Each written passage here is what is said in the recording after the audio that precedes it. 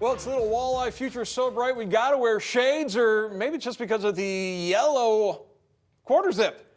Thank you, Matt Melzak. Hey, you know what? Every now and again, you got to show a great item out of the swamp shop. We've done it this week. Here we go. And we had plenty of great games this weekend as the Toledo Walleye took all 3 games, 2 at home, 1 on the road, a 6-point weekend.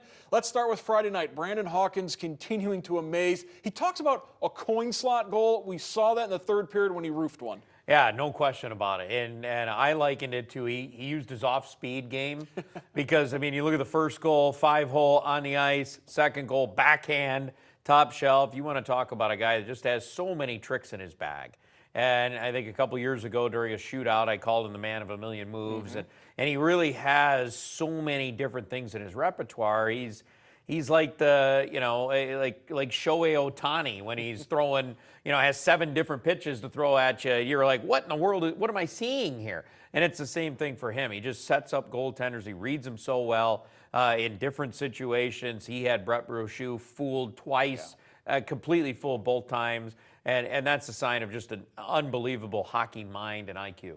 And what we saw in all 3 games this past weekend, is the Fish did not give up. They needed overtime Saturday in Cincinnati, come out with a victory thanks to Tyler Specia. Yeah, they certainly did. And they had a 1-0 lead in that 3rd period, gave up the goal about 5 minutes left there to tie the game. And, they were having some troubles there in the 3rd period, mainly because they were shorthanded a bunch.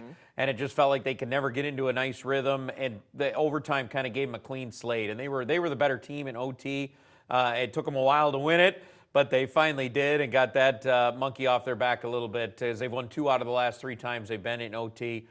So important to do that. And then you look at what they were able to do Sunday, come from behind. Didn't play great in the 1st period at all. And, you're down 2-0 against a very good team, a team that wins an awful lot when they get the lead. They'd only lost 1 time this year, Mark, when they had the lead after the 1st period in Wheeling.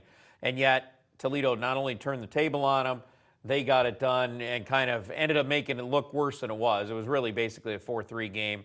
But, a couple empty net goals make it look a little worse. This weekend, Walleye a home and home. They're at Fort Wayne on Friday. Comets come to the Bank Tank on Saturday. And currently, Toledo an 11-point lead over Fort Wayne. Iowa's in 2nd place, 10 points back of the Fish. So Toledo can print up the Central Division champion T-shirts, right?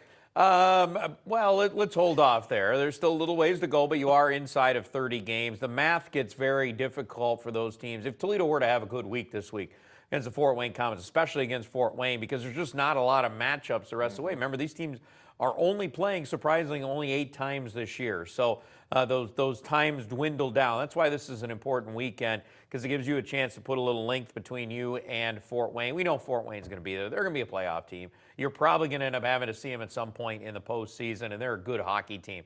So every time you get a chance to see them go against them, it's important for learning for down the road. And, of course, we're a few weeks away from really getting into the nitty-gritty of the playoffs. Some of us are looking forward. Others are staying in the moment, like Matt Melzak. Thank you, Mark.